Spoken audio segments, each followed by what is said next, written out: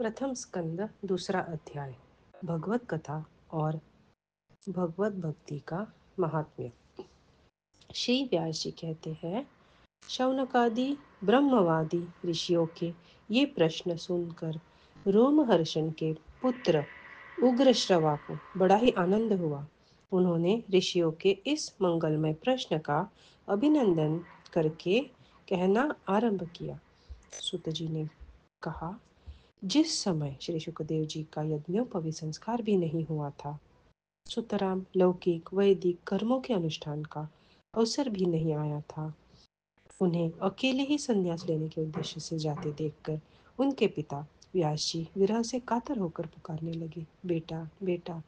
उस समय तन्मय होने के कारण श्री सुखदेव जी की ओर से वृक्ष ने उत्तर दिया, ऐसे सबके हृदय में विराजमान श्री सुखदेव मुनि को मैं नमस्कार करता हूँ। यह श्रीमद् भागवत अत्यंत गोपनीय रहस्यात्मक पुराण है। यह भगवत स्वरूप का अनुभव कराने वाला और समस्त वेदों का सार है। संसार में फंसे हुए लोग, जो लोग इस घोर अज्ञानांधकार से पार जाना चाहते हैं, उनके लिए आध्यात्मिक तत्वों को प्रकाशित कराने वाला यह एक अद्वितीय दीपक है। वास्तव में उन्हीं पर करुणा करके बड़े बड़े मुनियों के आचार्य श्री शुकदेव जी ने इसका वर्णन किया है। मैं उनकी शरण ग्रहण करता हूँ। मनुष्यों में सर्वश्रेष्ठ भगवान के अवतार नर नारायण ऋषियों के सरस्वती देवी को और श्री व्यास देव जी को नमस्कार करके तब संसार और अंतःकरण के समस्त विकारों पर विजय प्राप्त कराने वाले इस श्रीमद् भागवत पुराण का पाठ करना चाहिए। ऋषियों, आपने संपूर्ण विश्व के कल्याण के लिए यह बहुत सुंदर प्रश्न किया है, क्योंकि यह प्रश्न श्री कृष्ण के संबंध में है और इससे भली भांति आत्मशुद्धि हो जाती है। मनुष्यों के लिए सर्वश्रेष्ठ धर्म वही है जिससे भगवान श्री कृष्ण में भक्ति हो। भक्ति भी ऐसी जिसमें किसी प्रकार की कामना न हो और जो नित्य निरंतर बनी रहे। ऐसी भक्ति से हृदय आनंद स्वरूप परमात्मा की उपलब्धि करके कृतकृत्य हो जाता है। भगवान श्री कृष्ण में भक्ति होते ही, अनन्य प्रेम से उनमें चित्त जोड़ते ही निष्काम ज्ञान और वैराग्य का आविर्भाव हो जाता है। धर्म का ठीक ठीक अनुष्ठान करने पर भी यदि मनुष्य के हृदय में भगवान की लीला कथाओं के प्रति अनुराग का उदय न हो तो वह निराश्रम ही श्रम है। धर्म का फल मोक्ष, उसकी सार्थकता अर्थ प्राप्ति में नहीं है। अर्थ केवल धर्म के लिए है। भोग विलास उसका फल नहीं माना गया है। भोग विलास का फल इंद्रियों को तृप्त करना नहीं है। उसका प्रयोजन है केवल जीवन निर्वाह। जीवन का फल भी तत्व जिज्ञासा है। बहुत कर्म करके स्वर्ग आदि प्राप्त करना उसका फल नहीं है।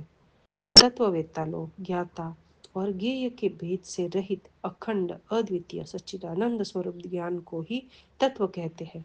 उसी को ब्रह्म, कोई परमात्मा, कोई भगवान के नाम से पुकारते हैं।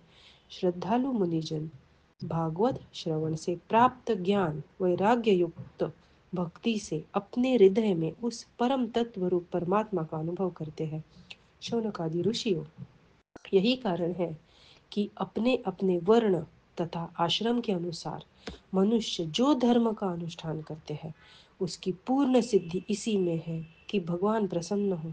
इसलिए एकाग्र मन से भक्तवत्सल भगवान का ही नित्य निरंतर श्रवण कीर्तन ध्यान और आराधन करना चाहिए। कर्मों की गांठ बड़ी कड़ी है। विचारवान पुरुष भगवान के चिंतन की तलवार से उस गांठ को काट डालते हैं। तब भला ऐसा कौन मनुष्य होगा जो भगवान की लीला कथा में प्रेम न करे। शौनकादि ऋषियों, पवित्र तीर्थों का सेवन करने से महत सेवा, तदनंतर श्रवण की इच्छा, फिर श्रद्धा, तत्पश्चात भगवत कथा में रुचि होती है। भगवान श्री कृष्ण के यश का श्रवण और कीर्तन दोनों पवित्र करने वाले हैं। वे अपनी कथा सुनने वालों के हृदय में आकर स्थित हो जाते हैं और उनकी अशुभ वासनाओं को नष्ट कर देते हैं, क्योंकि वे संतों के नित्य सूर्योदय है।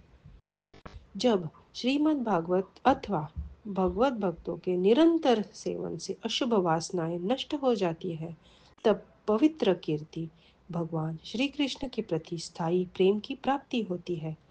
तब रजोगुण और तमोगुण के भाव, काम और लोभादि शांत हो जाते हैं और चित्त इनसे रहित होकर सत्व गुण में स्थित एवं निर्मल हो जाता है।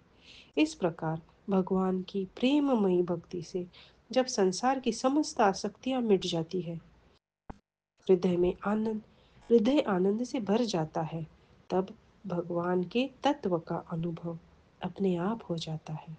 हृदय में आत्मस्वरूप भगवान का साक्षात्कार होते ही हृदय की ग्रंथि टूट जाती है, सारे संदेह मिट जाते हैं और कर्म बंधन क्षीण हो जाता है। इसी से बुद्धिमान लोग नित्य निरंतर बड़े आनंद से भगवान श्री कृष्ण के प्रति प्रेम भक्ति करते हैं, जिससे आत्म प्रसाद की प्राप्ति होती है। प्रकृति के तीन गुण हैं, रज, सत्व और तम। इनको स्वीकार करके इस संसार की स्थिति, उत्पत्ति और प्रलय के लिए एक अद्वितीय परमात्मा ही विष्णु, ब्रह्मा और रुद्र, ये तीन नाम ग्रहण करते हैं। फिर भी मनुष्यों का परम कल्याण तो सत्व गुण स्वीकार करने वाले श्री हरि से ही होता है। जैसे पृथ्वी के विकार, लकड़ी की अपेक्षा धुआं श्रेष्ठ है और उससे भी श्रेष्ठ है अग्नि, क्योंकि वेदोक्त यज्ञ यागादि के द्वारा अग्नि सद्गति देने वाला है। वैसे ही तमोगुण से रजोगुण श्रेष्ठ है और रजोगुण से भी सत्वगुण श्रेष्ठ है, क्योंकि वह भगवान का दर्शन कराने वाला है। प्राचीन युग में महात्मा लोग अपने कल्याण के लिए विशुद्ध सत्वमय भगवान विष्णु की आराधना किया करते थे। अब भी जो लोग उनका अनुसरण करते हैं, वे उन्हीं के समान कल्याण भाजन होते हैं। जो लोग इस संसार सागर से पार जाना चाहते हैं, वे यद्यपि किसी की निंदा तो नहीं करते, न किसी में दोष देखते हैं, फिर भी घोर रूप वाले तमोगुणी, रजोगुणी, भैरववादी भूत पतियों की उपासना न करके सत्वगुणी विष्णु भगवान और उनके अंश फला स्वरूपों का भी भजन करते हैं। परंतु जिसका स्वभाव रजोगुणी अथवा तमोगुणी है, वे धन, ऐश्वर्य और संतान की कामना से भूत, पितर, प्रजापतियों की उपासना करते हैं, क्योंकि इन लोगों का स्वभाव उन भूतादि से मिलता जुलता है। वेदों का तात्पर्य श्री कृष्ण में ही है। यज्ञों के उद्देश्य श्री कृष्ण ही है। योग श्री कृष्ण के लिए ही किए जाते हैं और समस्त कर्मों की परिसमाप्ति भी श्री कृष्ण में ही है। ज्ञान से ब्रह्म स्वरूप श्री कृष्ण की ही प्राप्ति होती है। तपस्या श्री कृष्ण की प्रसन्नता के लिए ही की जाती है। श्री कृष्ण के लिए ही धर्मों का अनुष्ठान होता है और सब गतियाँ श्री कृष्ण में ही समा जाती है। यद्यपि भगवान श्री कृष्ण प्रकृति और उसके गुणों से अतीत है, फिर भी अपनी गुणमयी माया से जो प्रपंच की दृष्टि से है और तत्व की दृष्टि से नहीं है, उन्होंने ही सर्ग के आदि में इस संसार की रचना की थी। ये सत्व, रज, तम तीनों गुण उसी माया के विलास है। इनके भीतर रहकर भगवान इनसे युक्त सरीखे मालूम पड़ते हैं। वास्तव में तो वे परिपूर्ण विज्ञान घन है।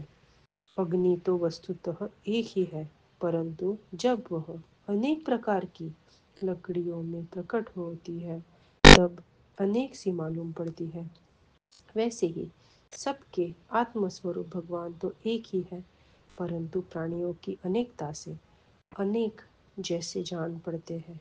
भगवान ही सूक्ष्म भूत, तन्मात्रा, इंद्रिय तथा अंतःकरण आदि गुणों के विकारभूत भावों के द्वारा नाना प्रकार की योनियों का निर्माण करते हैं और उनमें भिन्न भिन्न जीवों के रूप में प्रवेश करते उन उन योनियों के अनुरूप विषयों का उपभोग करते कराते हैं।